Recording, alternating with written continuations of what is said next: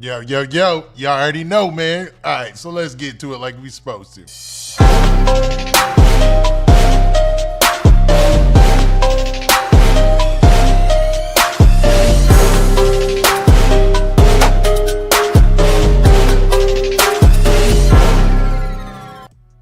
All right.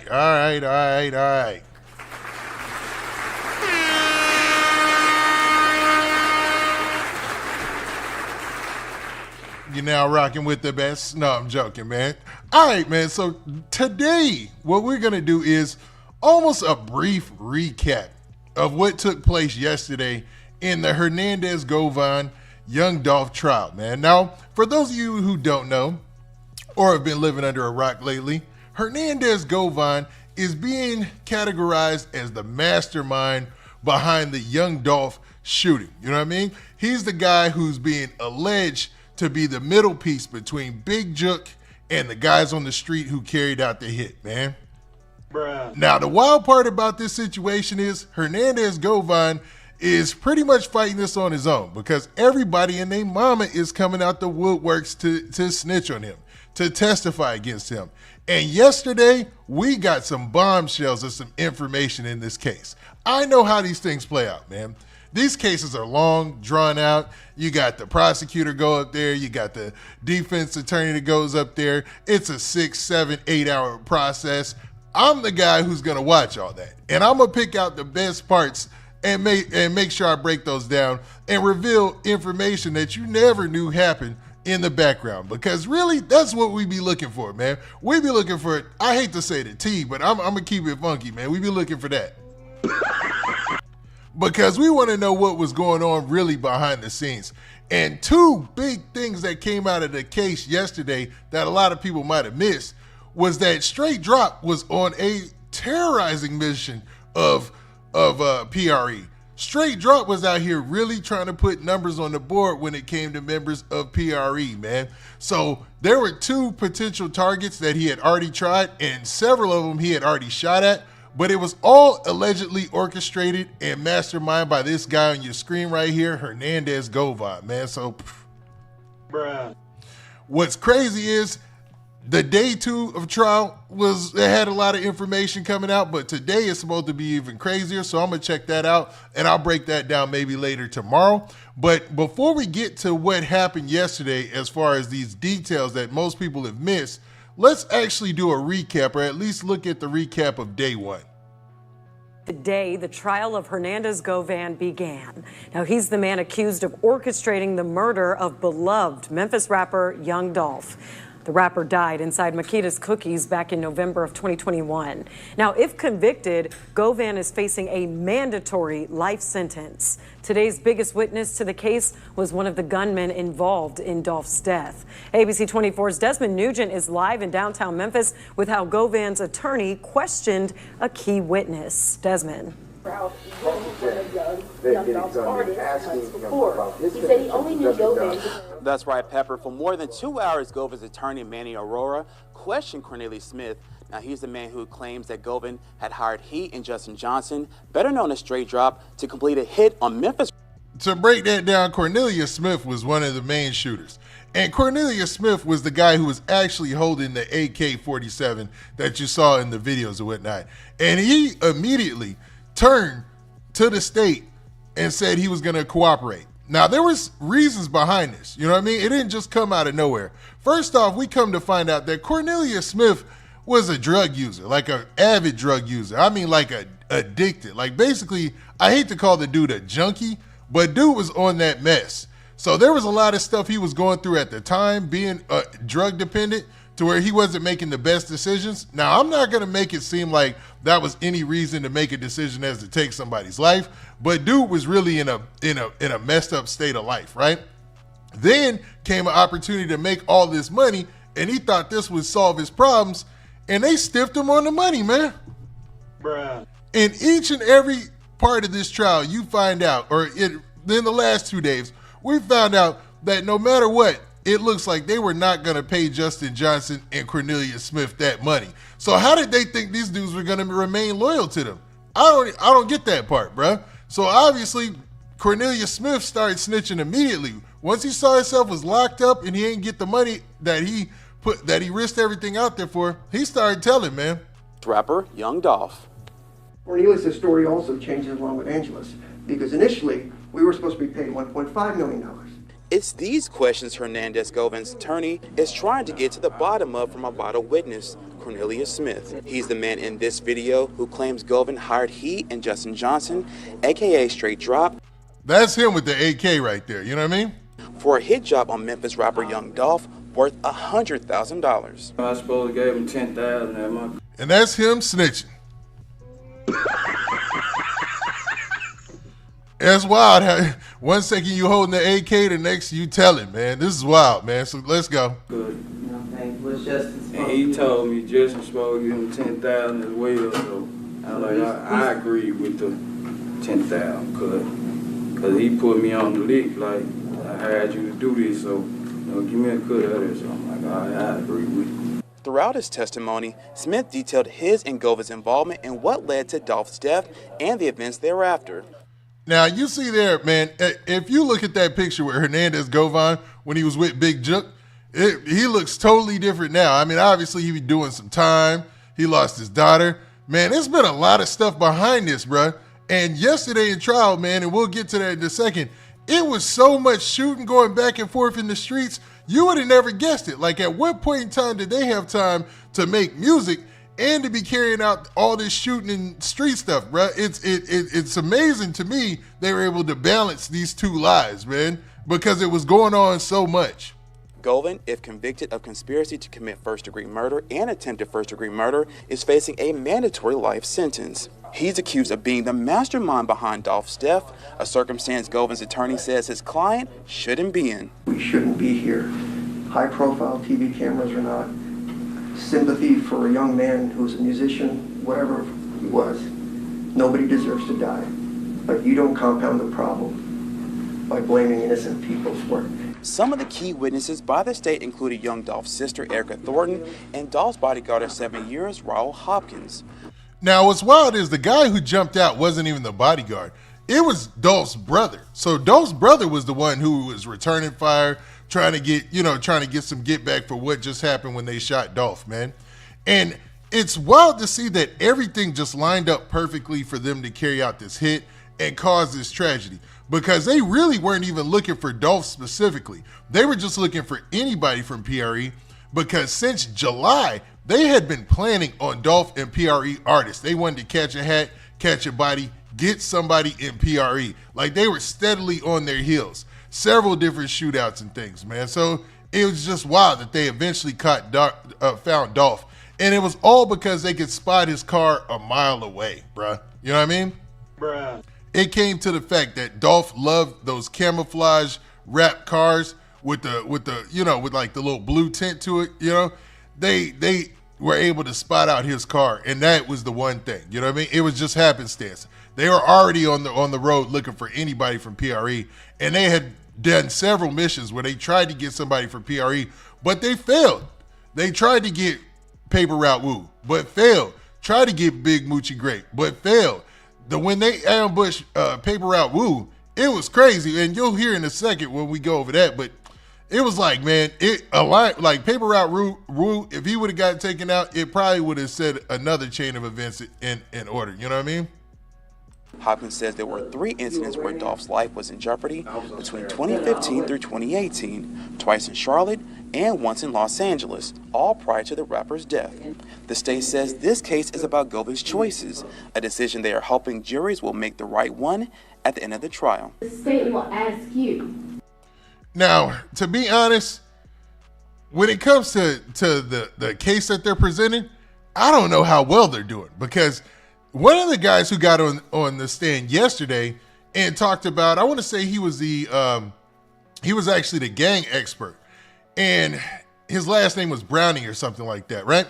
He got on the stand and he refuted a lot of the claims that the prosecution had made, you know what I mean? And he was stumbling on a lot of the stuff that had previously said by the prosecution, which was wild, because You know, officers testify in court cases a lot. They're dang near professional witnesses. They are classified as professional witnesses.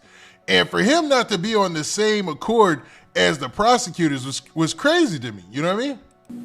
To make a choice and find Hernandez Govan guilty of first-degree murder and conspiracy to commit first-degree murder.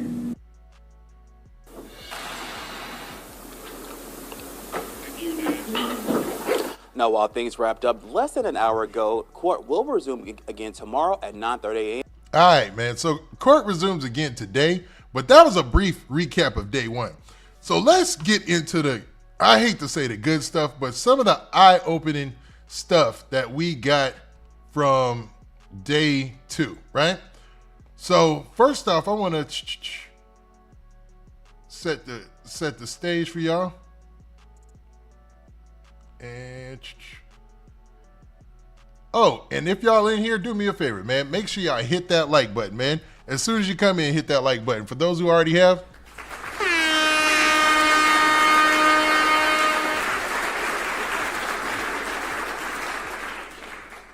all right, man. So let's get to this part of the story that came out in the court case yesterday about PRE artist Paper Route Woo. You know what I mean? Paper Route Woo, millions of views.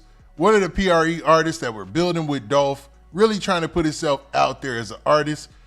And what's crazy is the year, or in 2021, the same year that Young Dolph had lost his life, Straight Dropp and two other accomplices had stolen a car, a Charger. Let me stop. But they had stolen a Charger, right? And they had tried to take out Paper Route Woo. And they were almost successful. I mean, they chased him down in his BMW.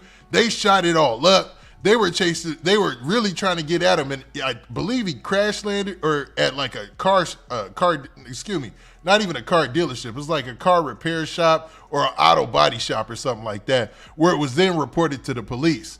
And he barely got away by the skin of his teeth. And this all came out in court. So, man, let's actually check out the video and that portion about the shooting or the ambush and attempted murder of Paper Route Woo.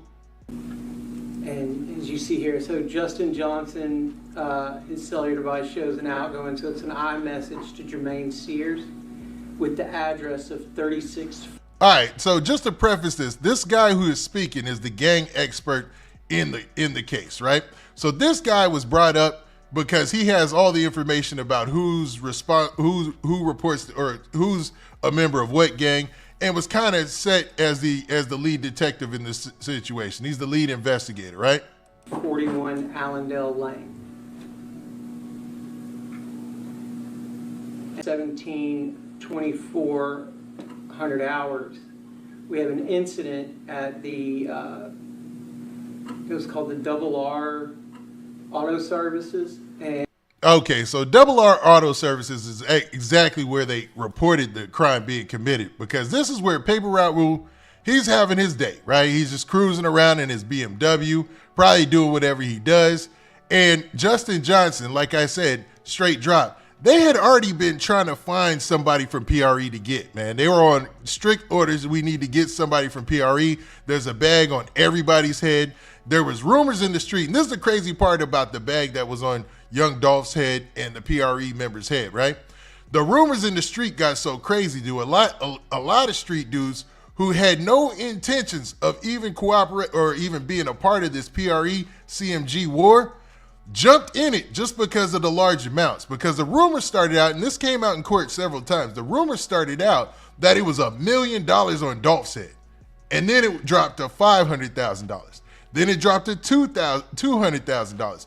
Then it eventually dropped to $100,000. But even at $100,000, they were hunting for people from PRE, because it wasn't just on Dolph, it was on anybody from PRE. So they would kind of break down to a lesser amount for somebody who's not as connected to Dolph, right?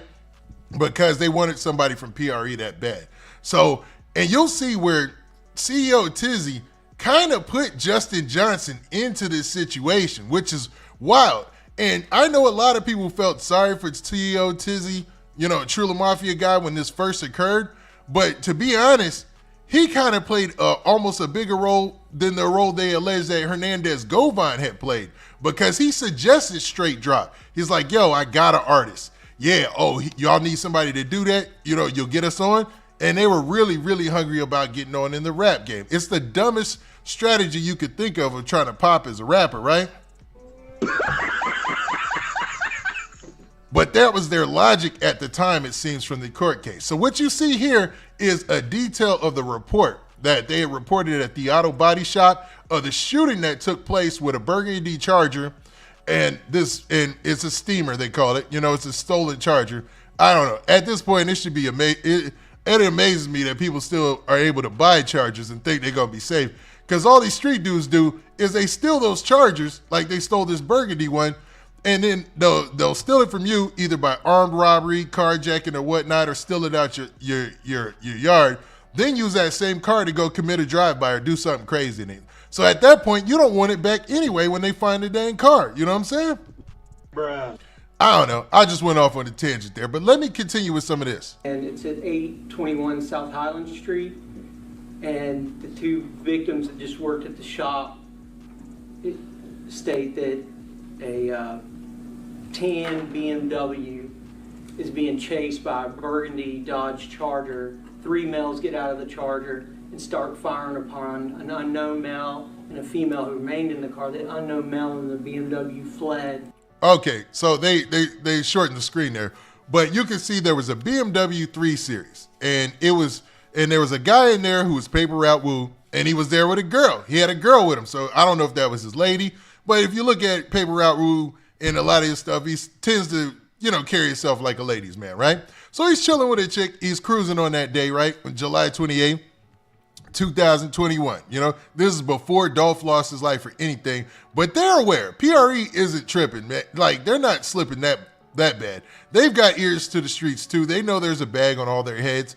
But, you know, he got caught slipping because, you know, he rolling in his BMW with his girl, you know what I mean? Or a lady friend that he's with, right? So they ambush him then. They spot him because they're cruising around looking for somebody in PRE, and that's where we get to this part. We were able to later identify that to be one Terrence Baker, his prints that hit on the car, but he never filed a police report. All right, so Terrence Baker is Paper Route Woo. And they're saying that he never filed a police report for this situation, man, because, you know, he was trying to stick to the street code and not snitch or anything. Or maybe he was trying to get some get back himself. I don't know. Bruh. I ain't trying to snitch on him, you know? Or would communicate with officers about the incident at all. So the victim was Terrence Baker, is that what you're saying? Correct. He just wouldn't communicate with us or anyone. And as you see here, it's 1724 hours. That address, the address at the shop, the 821 or 823 South Highland. I think 833. Yeah, y'all do it, brother. A favor. Hit that like button, man. Go ahead, run them likes up for me. It's approximately, I had it on there, I can't read it because it's kind of far point. This is actually 3645 Allendale. He sent a different address. If you go to the next slide. Before we go to the next slide, you've indicated that the victim of the shooting was Terrence Baker. Correct. Does he go by any other name? Yes, he goes by Woo, or Paper Route Woo. And as part of your investigation, did you determine him to be a artist on PRE? He's an artist. Sorry, he's an artist on PRE. Yep, there you have it right there. It's basically letting it be known, like Paper Route Woo, he's an artist on PRE. That was all the motive that they needed to try to get him up out of here, bro. As you see, so here is the actual address, the 3645 Allendale, and the address that Justin sent was right next door. So it was actually 3641, so he just had the address. So this cat sent the wrong address. You know what I mean? That's pretty crazy. Address wrong. Here's so later that day, 1804 hours, Mississippi finds the. All right, so after they pulled off the drill, right, they tried to take out Paper Route Woo. They ended up not being able to get him, not for a lack of trying, because 3 shooters jumped out of this car right here and all attempted to take Paper Route Wu's life. They all started firing at his BMW, shooting at him. He's got a girl on the side with him, right? Well, immediately after that, they take this car to Mississippi. Somebody drives it to Mississippi and drops it off or whatever, man. Now, at first I was like, is this a street car, Mississippi or something like that? But no, I believe it was found in the state of Mississippi. So with these steamers, as they call them, man, they basically use the car for a shooting and then try to get that car as far away as possible, man. Drop it off in another state, another town, another city, as far away as possible. But there was one problem. Justin Johnson and the other 2 shooters, now Justin Johnson being Straight Dropp, their DNA and the shell casings were all over this car. They did it in such a rush job. Dodge Charger, witnesses on the scene say that they see 3 males jump out and run. The vehicle was stolen. They then processed that vehicle, which came back with some APHIS hits. So the fingerprint, when they dusted the vehicle, they had prints come back as to be for Justin Johnson, Rashad Hill, and Cavius Wesley. And then, you see there? So Justin Johnson, aka Straight Dropp, had basically left his DNA all over the car, fingerprints all over the car, and the police were able to get that and connect it to the shooting that had taken place where they tried to take Paper Route Wu's life. and also they located a spent .40 caliber side floorboard. And my bad, I blacked that out for y'all, but there was a shell casing that they found in the car as well that matched the shell casings at the scene of the shooting. And that spent cartridge casing showed to correlate with the cartridge casing found on the scene at the Double R shop over on South Highland Street. Crazy enough. But yeah, so that was the investigation that they had placed in August, right? Because they were trying to figure out why this shooting took place, and they were trying to put two and two together. But in all, it just looks like Justin Johnson and these cats were out trying to get somebody from PRE, right? And Paper Route Wu, he ended up dodging a bullet.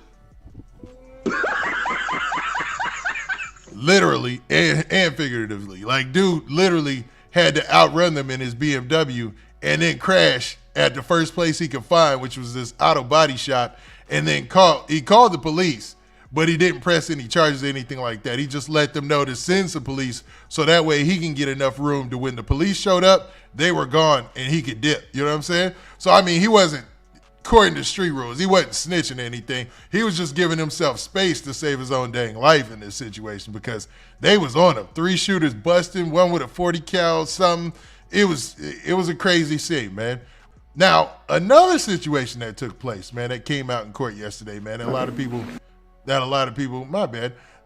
people have not glossed over, but really didn't put the connection there. I haven't seen anybody talk about, was what took place with Big Moochie Grape. So it looks like they also tried to make an attempt on the life of Big Moochie Grape. Now, Big Moochie Grape is more of a controversial figure than Paper Route Wu because Big Moochie Grape, as a rapper on PRE, kind of came in the gate with some beef. Already came in the game with a splash because he had ops and people that he already had issues in the street with, shooting allegations, snitching allegations and stuff like that. But much like Paper Route Wu, he was an intended target of Justin Johnson and Straight Dropp prior to anybody's knowledge until Dolph had lost his life. Now, there was a special gang task force that was actually assigned to looking at the beef between PRE and CMG. Bruh. I know. You're thinking, hold up. These are 2 record labels. They've got a task force looking at record labels, basically looking at them as gangs. And it's really the gang unit is looking at them as gangs. Even though those who know, these guys break off into individual gangs on their own. Big Moochie Grape, you can put 2 and 2 together, right? And the wild part about it is, a lot of the guys who are affiliated with Trula Mafia break off into the same distinction, the same gangs. So it made this thing even more convoluted when you really look at what's going on the surface, like these guys being active in the streets over rap beef. So that makes sense why they would look actively at PRE, look actively at CMG to put these two and two together or to build the cases, right? Now let's actually look at the video from some of the testimony that came out about Big Moochie Grape and the planned hit on him. And then we'll get to CEO Tezy and why he wasn't as innocent a player in this as most people think, you know what I mean? Okay. And then on the next page, Justin Kozrisky questioned "Don't see normal." You see that? Yes, I do. And then Kozrisky. Now, once again, this is the lead investigator in the gang case as far as the PRE and CMG thing was going on, right? Kozrisky says, "If you all get a steamer or some LMK, I'm cash you out. I need some." You see that? Mm-hmm. Now, to break that down in regular terms, a text was sent basically asking for a steamer. Now, a steamer is a throwaway car, and he was basically asking for, this is Justin Johnson, asking for a throwaway car, a car that they could use to crash out in and commit a shooting. And I believe this text message was to CEO Tezy or to another guy named Ham. Now, this guy named Ham, he comes into the story throughout, but it looks like CEO Tezy and another guy were the major players in this situation. What is a steamer? Stolen vehicle. Okay, so it's Kozrisky asking them for if he's got a stolen vehicle he can pay for. Correct. All right. And then the next slide says Grape Home 2. You see that? Mm-hmm. Who is Grape? Moochie Grape. That's the one that got shot. He didn't get shot. Okay, but they wanted to shoot him. They attempted, yes, they went to the Turkey Drive. Now, this is wild, man. So we're talking 2021, right? The Turkey Drive that Young Dolph was intended to go to, really the intended target, or one of the bigger targets as well, was Big Moochie Grape. So they had already put it out. Hey, Grape's home. We need to go ahead and, get on his head. Let's try to get him out of here. We need a car. We need this. They're already putting everything in order to get him. You know what I mean? So Big Moochie Grape was a big target for these guys from Trula Mafia, or I don't know, some people would say CMG, but really it's Straight Dropp and most of his crew. And the crazy thing to find out is when you listen to the court case, like at first they had no allegiance. They had been behind with Dolph and Key Glock and them and stuff. The whole lure of being in the rap industry. And Straight Dropp wasn't even that good of a rapper. I'm sorry, man. Dude wasn't even that nice, but the whole lure of being in the rap industry, because, Straight Dropp had priors, like all sorts of cases. He had just got out of jail in May, for a previous charge or whatnot, and he had previous shootings and charges from that. So he felt his only way was to make it as a rapper, but made it seem like he had to do all this street stuff in order to make it, man, which is crazy on top of that. In the vehicle, and then Cornelius pulled off because he didn't feel like it was safe. All right. And on the next slide, he says Moochina. That's Justin Johnson saying that.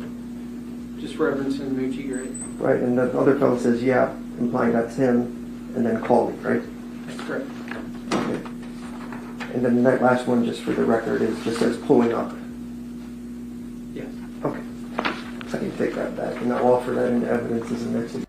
Now I'm gonna play this again so y'all don't miss it. But basically, this was them planning out the hit on Big Moochie Grape, where it was more random when they tried to kill Paper Route Wu. This was more planned out. You know what I mean? Even with Paper Route Wu, they had got a steamer, they had got a car that had been stolen, a burgundy Charger, and they happened to run across him. He was cruising with some girl in his BMW, enjoying his day. And he ended up getting away and saving his own life. You know what I'm saying? Bruh. But with Big Moochie Grape, it was more of a planned hit. And then on the next page, Justin Kozrisky questioned "Don't see normal." You see that? Yes, I do. And then Cuz Risky says, if you all get a steamer or some LMK, I'm cash you out. I need some. You see that? Mm-hmm. What is a steamer? Stolen vehicle. Okay, so it's Cuz Risky asking them for if he's got a stolen vehicle he can pay for. Correct. All right. And then the next slide says Grape Home 2. You see that? Mm-hmm. Who is Grape? Moochie Grape. That's the one that got shot? He didn't get shot. Okay, but they wanted to shoot. They attempted, yes, they went to the Turkey Drive. They were in the vehicle, and then Cornelius pulled off because he didn't feel like it was safe. All right. Y'all heard that, right? So Cornelius Smith and Justin Johnson had initially tried to kill Big Moochie Grape, but when they got to the Turkey Drive, they said, forget it, man. They pulled off because they felt like it wasn't safe and they wouldn't be able to get away with it. Now, when they say they felt like it wasn't safe, I'm not 100% sure because they didn't detail enough if it was because Big Moochie Grape had enough people there with him to where, you know, it would have been a fair shootout, as opposed to where Paper Route Woo, he was by himself with a girl. So they knew he was kind of an easy target. They could try to kill him and then get away with it possibly, you know. He might be able to return fire himself, but, you know, they had 3 gunmen and they're all on him. So that's another thing I'm thinking about. Like with Paper Route Woo, he must have had a 4-leaf clover, some sort of lucky rabbit's foot, because 3 gunmen, 40 cals busting at you and you make it out. And he was in a 3 Series BMW. I mean, it was brand new, but you know, and I think it's got like an inline. It's fast enough to get away. But man, they was in that Charger that they had stolen. They was on his heels, man. It's crazy. But with Big Moochie Grape, maybe he was just ready. You know, that goes to show. And maybe this is a message for rappers, is to make sure that you're ready, dog. Make sure that you got somebody, like you've got your team with you when you're moving around about the public, especially if you're controversial, especially if you got beef, and especially if people is out here trying to shoot you. You know what I'm saying? Because it looked to save Moochie Grape's life. Message. And on the next slide, he says Moochina. That's Justin Johnson saying that. Just referencing Moochie Grape. Right, and the other fellow says, yeah, implying that's him, and then call me, right? That's correct. Okay. So basically, Justin Johnson, a.k.a. Straight Dropp, was confirming that was the target, like Big Moochie Grape. He was like, Moochino, and he confirmed back to him, yep. So they knew that, that was who was next. At this time, I know PREs are talking because, you know, they're not stupid. They know that there's these bounties out on them within the streets, and that anybody on their label, there's a bounty on them. But, you know, it seems like a lot of this was just so forced on the side of Trula Mafia and CEO Tezy and Straight Dropping them, man. Like, they really, really was trying to get that bag. And then that last one, just for the record, just says pulling up. Yes. Okay. I can take that back, and I'll offer that in evidence as an exhibit.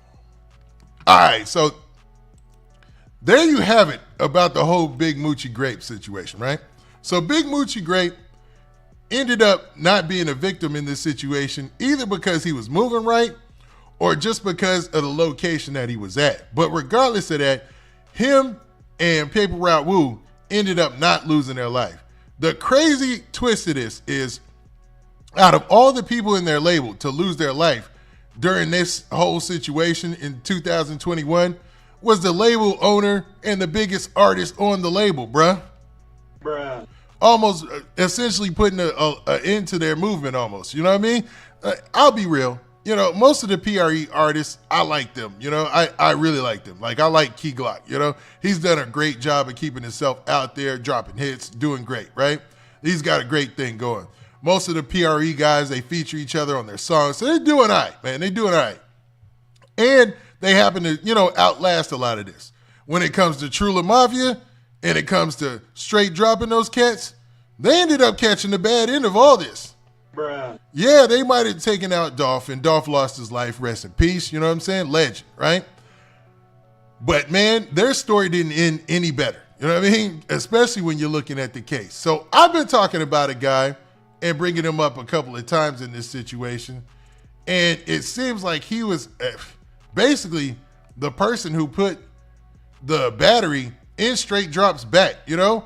Straight Dropp before this, it seemed like he didn't even have that much of a connection with Hernandez Govan. Well, he had a connection. He's kind of like the old head in the hood for them. That's what I got from all this. Hernandez Govan is like the old cat in the hood with the stories, and he's the pill man, so he's serving people. He knows Cornelius Smith because Hernandez Govan is the pill guy. He's serving Cornelius Smith for his drug problem. Because like I said earlier, at that time, Cornelius Smith, who was the shooter with the AK-47 and the guy who ended up turning snitch in this whole trial, he has a real bad drug problem. Like, he's dusty, dingy, horrible, nothing you want to be, you know what I'm saying? So he's like the total opposite of Justin Johnson and them. Their whole motivation, CEO Tezy and them, is to elevate in the rap game. Like, their whole thing is they want to elevate in the rap game. Cornelius Smith is a dope fiend. And one thing people know about being in the streets is you don't trust a dope fiend for nothing. You know what I'm saying? Bruh. Like, what in the world? I'm not gonna, like, who would hire that dude to do anything when you know he's dependent? Hernandez Govan, you serving him. You know you serving him. So why in the world are you trusting somebody that you know is addicted to what you're selling to carry out something like this, of this magnitude, and expect everything not to come crashing down, and expect him to go to trial or go into into jail, sober up, and not realize what he's done and say, hey man, oh, y'all ain't pay me my money? And that's the big part about it. They never even paid these cats. So he had every incentive to say, forget this, I'm about to snitch. I'm telling, you know what I'm saying? And I don't promote those activities, snitching and all that, but I kind of see the reasoning behind it, you know what I'm saying? So this guy, CEO Tezy, his whole Tezy, I want to say, I keep on calling him Tezy, but it's Tezy. So Tezy, his whole motivation in this situation is a little different, man. He's motivated about elevating Trula Mafia and his people in the rap game. And he thinks he can do this in any way. At first, they kind of gravitate towards Dolph and PRE in them. Then, in a snake move, once the bounty is out and all these shootings before the shootings are carried out, once the bounty is put in the streets on PRE, they immediately switch up because they want to elevate and rap, you know what I mean? So this guy isn't as innocent as we thought when he lost his life. You know, when he lost his life, it was a tragedy, don't get me wrong. Senseless violence is a tragedy regardless. But CEO Tezy wasn't really that innocent in this situation, man. And we'll get to a little bit of that here in a second. And actually, man, let's get to that, man.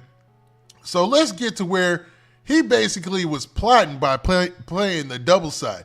Like, he'd find out about Young Dolph having studio time booked and try to set up the shootings there. And Young Dolph, you know, he's a major artist, so he's booking a studio. The Juck on July 31st, but here they're saying, call Juck, we're about to go. My bad, I brought that in a little early. So he's setting up studio time for like a year, like a full year or whatever, you know what I mean? So this is an example of that. Shoot somebody, possibly Dolph, on July 9th. July 27th, but actually Tezy. Now remember, Dolph lost his life November 17th, 2021, right? This is all happening in July. The shooting with Paper Route Woo in July. A lot of the planning for the other shootings that took place in July. Like 4 months earlier, they're already planning, trying to get Dolph taken out. The text messages aren't in there, but if you have Tezy's text messages, you'll see that Tezy is the one that made the introduction to Mims, because Tezy has a text with Mims saying that I got this rapper. His name is Straight Dropp. And Straight Dropp isn't even that good of a rapper, bruh. Like, they thought that they could propel Straight Dropp to the top of rap and use this as a crutch is wild to me, man. But you can see CEO Tezy, he was the one who put it out there. Like, yo, I got a rapper. His name is Straight Dropp. Y'all help me get him out here, and we could do this work in the street for y'all. And you need to meet him. So you remember that specifically now? I remember that text. That it was probably in Anthony Mims' cellular devices where I would think you could look, but there's an actual introduction. Now, for those of you who don't know, Anthony Mims is Big Jook. Big Jook was talking directly several times with Straight Dropp, talking directly several times with CEO Tezy to try to get these things carried out. You know what I mean? according to what's been said in the court, right? There. Okay. Because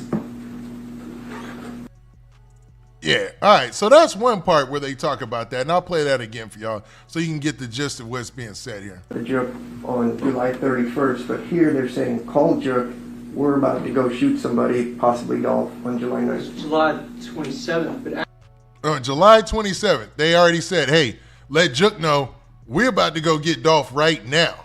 actually Tezy, the text messages aren't in there, but if you have Tezy's text messages, you'll see that Tezy is the one that made the introduction to Mims, because Tezy has a text with Mims.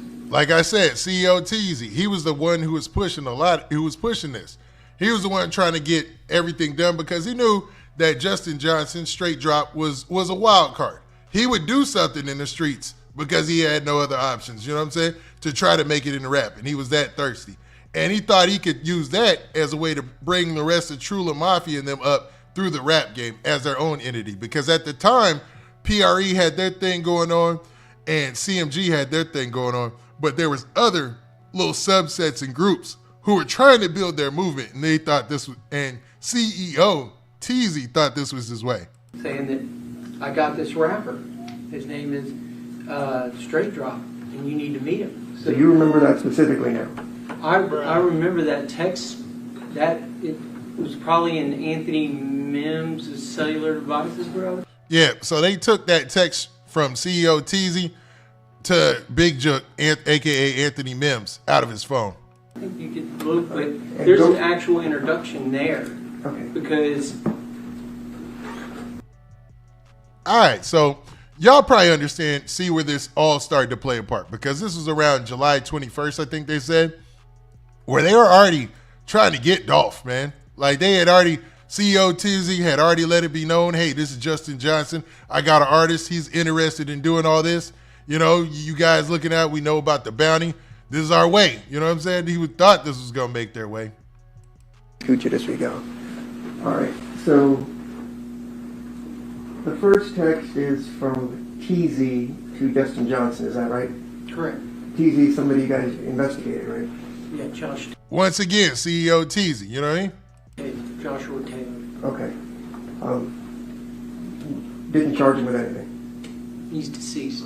Okay, but prior to being deceased, you didn't charge him with anything? So basically, he's letting them know, like, hey, we didn't charge CEO Tezy in this situation because he's dead. Much like in Chicago, Memphis has that same situation where a lot of the people who are active in the streets and in their rap scene or in the street scene with Memphis, you know, it's just a lot of those people lose their life in the process of them trying to solve these crimes. So he's letting them know, the lead investigator is letting them know that, yeah, he wasn't charged, but, you know, he's deceased. And they probably got an idea who did it or who was responsible. That they just can't prove it at this time. You know what I mean? Correct. All right, go to the next slide. Oh, I'm sorry, scooch down. And so this is Justin Johnson. Can you all even remotely see this? No. They'll get it during Okay. Now, once again, this is all information they took out of their phones. So on July 9th of 2021. All right, so let's continue that. All right. They'll get it during Okay. So on July 9th of 2021, Justin Johnson tells Tezy, okay, we need to spin on street, excess ham, said Duke for show, pulled up on Dolph now. Now, okay. They want them to go and carry out a hit. So this is basically on the 9th of July. And Tezy had reached out and said that they wanted him to pull up on Dolph. You see that? Mm-hmm. All right. We've already established Ham was somebody that Justin Johnson was communicating with because you had it on one of your slides, right? Correct. I didn't get a mugshot of him, and that was what was showing on the slide. That's his photo. Correct. Okay. And then Duke, you know that's stupid Duke on the streets, right? I don't know. There are a lot of Dukes. Okay. And at that time... And this is one thing about the lead investigator that they brought, or the guy Brownie, I think Sergeant Brownie was his name. there was too much going on almost for him to keep track of. He was like, now which Duke? Like it was so many, and names are familiar or similar in the streets. I can only imagine on the West Coast where you have a little, a big, a tiny, you got all that. So names could get confused, but that struck me wild when I was watching this yesterday too. I think Duke might have been stupid Duke, the one you're referencing, might have been in custody at that time. I'm not. Okay. But there's multiple Dukes that are in that world that they're in. Sure. So I'm not sure who he's referencing. And Because there's a Duke. Yeah, so they had found out, CEO Tezy and these guys had found out that Dolph had booked a studio for the rest of the year. So he had a studio booked for the rest of the year. And they were planning with this guy named Duke and using another guy named Ham. And they found this all through court records. And he went on like a hour-long slideshow presentation where he broke down how Trula Mafia CEO Tezy was pretty much, I mean, they're saying Hernandez Govan was the mastermind and orchestrator. He was definitely the manager. So if there's a superintendent or a district manager in a situation as Hernandez Govan, then I guess the person above that would be Big Jook, and the manager below that would be CEO Tezy on the street level, because he basically put Justin Johnson into this situation. Offered him up as a person who could probably get all this done. Offered him up as a person who was looking for a potential, looking out for himself in the record industry, and really was at the heart of carrying out this shooting and this hit on Young Dolph, which is wild. Now, some might say, Bruh. That's why he's no longer with us here today. I mean, I know the court, it has a way of phrasing this in a narrative to where everybody on PRE kind of looks like a victim in this situation. But obviously, when they ran down on Paper Route Wu, we don't know what happened after that, what took place in the streets, except for some of the things that they have in the cell phone data, right? That's coming out every day, even more and more. And that's the interesting part of these cases, because I know these cases can be long and drawn out. I just like to look for those situations where we get some answers about what was really going on behind the curtain or in the streets outside of those people who were really in the streets at that time. And one thing for sure was pointed out in the case yesterday was that CEO Tezy was not innocent in this situation. He wasn't an innocent bystander, or he wasn't innocent when he lost his life, even though I'm not saying it was a good thing, but he definitely was actively orchestrating the shooting death of Young Dolph and other PRE members, man. So it's wild to see, bro. Bruh. All right, man. Now with that, man, I just wanted to talk about those key details in the case that came out yesterday. And man, be looking for more updates as I break down, go through all 8 hours, 9 hours of court info, just so I can tell you about these details and what was really happening in the streets between PRE and CMG. But if you like this, man, do me a favor. Make sure you hit that like button, man. Hit that like button for your boy. Make sure you hit that subscribe button, and make sure you share these videos, because I'm pretty sure, man, we get into the nitty gritty and the nuts and bolts of everything that really took place, man. And for everybody who already hit the like button,